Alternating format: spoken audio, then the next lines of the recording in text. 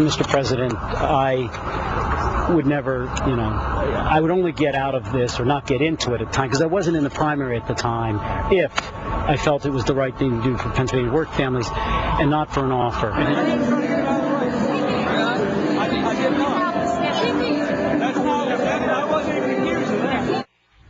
All right, a war of words. Did former President Bill Clinton try to talk Joe Sestak out of running against Arlen Specter in that heated Pennsylvania Senate primary?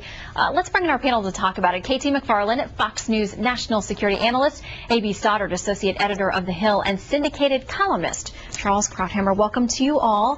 KT, I want to start with you. What do you make of this situation? Well, look, either Sestak is lying or somebody else is lying. Now, and Joe Sestak, son of a Naval Academy graduate himself, has spent an entire career talking about honor and not lying. I mean, I'm inclined to believe him, especially when, who's he talking about? He's talking about a former president who lied under oath and a White House which is pretty guilty of Chicago-style politics. So my money is on Sestak. So after the comment we heard from former President Clinton yesterday saying, I didn't try to get him out of the race, no one even accused me of trying to get him out of the race, the latest response to that today came from Sestak himself at an event saying President Clinton was carrying a message. It was no secret Washington wanted me out of the race. So, A.B., do we know what the message was? What did Clinton carry to Sestak? I think that Bill Clinton always has a different definition for, what is, and he's a good parser.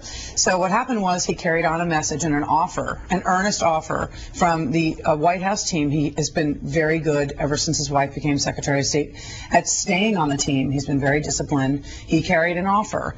And what he did in that video, in response to the question, to say I didn't even try to get him out of the race, I wasn't even accused of that, is saying I passed on the offer, but I wasn't pushing him. Maybe he, even with a wink and a nod, was encouraging him to stay in the race while he passed on the offer.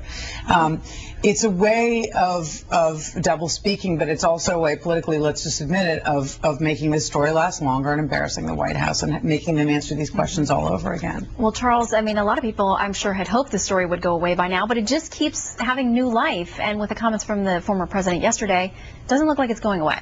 Well, it doesn't look to me as if he tried to make trouble there. He got a question hurled at him, and he responded, as he always does, to defend himself. And I agree with A.B. that this sounds like Clinton being Clinton. What you see with him is never what you get. Everything is always interpreted in a different way. I'm sure what he tried to say or what he meant here is, I wasn't trying to get him out of the race. I was simply opening his eyes to the other ways of serving this wonderful land of ours, using all the expertise he had in a way that would really benefit the American people, who are a wonderful people.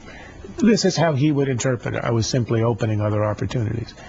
That's what I take as his message. I can't deny there was a call made, because that was in the statement by the White House counsel's office, and he'd be contradicting an investigation of the counsel's office. So he admits he made the call, but he's interpreting it as he always interprets his actions in a different way. I don't see it quite as an assault on the president, but he's a man who doesn't allow himself to be sort of calumniated or attacked or accused by other people without defending himself. I would say the one problem that remains in all this is something that has not been picked up in the council statement that was issued a few months ago.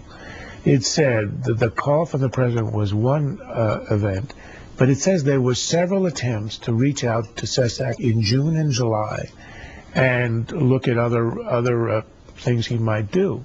Well, one phone call could not have happened in June and July. There's other things that happened by the admission of the White House counsel's office, and no one's ever asked what were those offers, who made them, and what came of them. KT, do you think we'll ever get to the bottom of those questions? No, I think that it's in everybody's interest to let it be sort of foggy and mucky and never get there.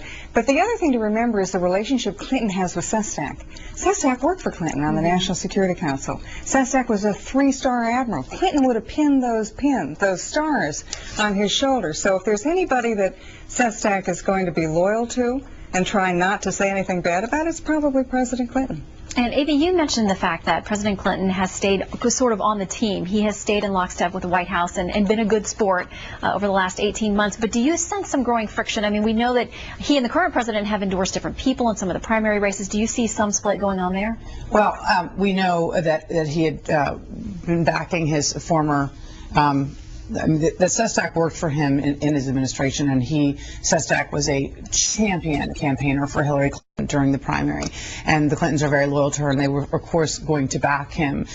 It was the backing of Andrew Romanoff in the Senate primary, the Democratic Senate primary in Colorado, that became the issue, because the White House was so clearly behind sitting Senator Michael Bennet and working hard to keep him in the race, and President Clinton endorsed his challenger. As a result of all this, he lost this week, and as a result, the White House is breathing this huge sigh of relief that they don't have to face another story about the political moxie and potency of the Clinton endorsement. The Clintons have both rehabilitated themselves in their public standing and are both now more popular than President Obama. So it remains a strain for sure. All right, and still more questions than answers on this topic. Not over yet. I'm sure we'll be back to it. All right, log on.